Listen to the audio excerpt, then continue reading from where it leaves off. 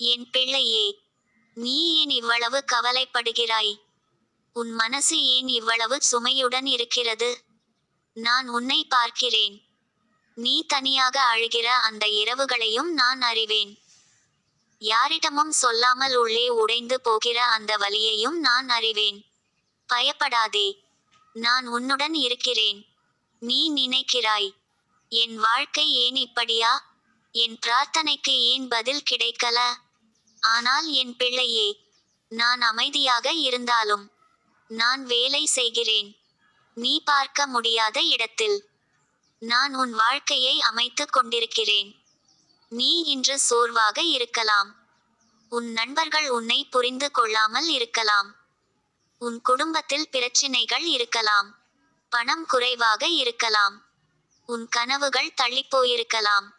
ஆனால் நினைவில் கொள், நான் உன்னை தேர்ந்தெடுத்தவன். நான் உன்னை கைவிட மாட்டேன்.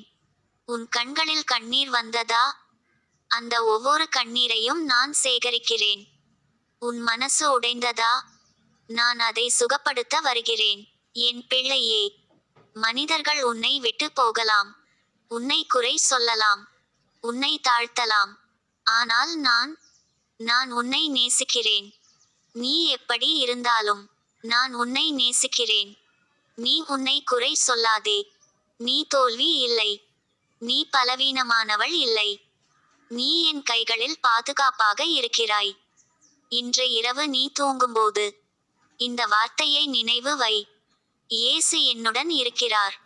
புயல் வந்தாலும் நான் உன் படகில் இருக்கிறேன். இருள் வந்தாலும் நான் உன் வெளிச்சம். நாளை பற்றி கவலைப்படாதே. நான் ஏற்கனவே உன் நாளை பார்த்துவிட்டேன். நீ அழுத இடத்தில் நான் சிரிப்பை தருவேன். நீ இழந்த இடத்தில் நான் இரட்டிப்பு கொடுப்பேன். உன் இதயத்தை எனக்கு கொடு. உன் பயத்தை எனக்கு கொடு. உன் கவலைகளை எனக்கு ஒப்படை. நான் உனக்காக போராடுவேன்.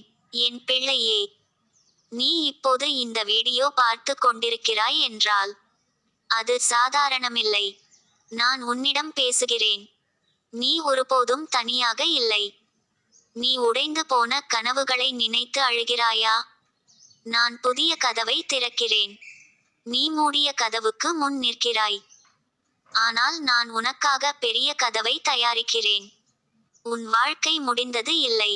இது ஆரம்பம். உன் கதை இன்னும் எழுதப்படி கொண்டிருக்கிறது. என்னை நம்பு. மெதுவாக நட. ஆழமாக மூச்சு விடு. கவலை விடு. நான் இருக்கிறேன்.